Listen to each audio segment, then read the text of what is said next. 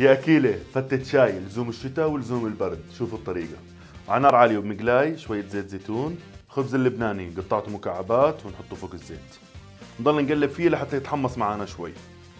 بنضيف نص كوب سكر، معلقة صغيرة قرفة، ورشة ملح، وبنقلب يا أبو الحبايب.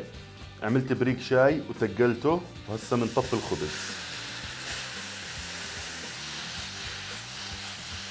بنطفيها كمان مرة، بنكسر شوية جوز فوقهم، تقليبة سريعة، بنشيلها عن النار. وبصحن التقديم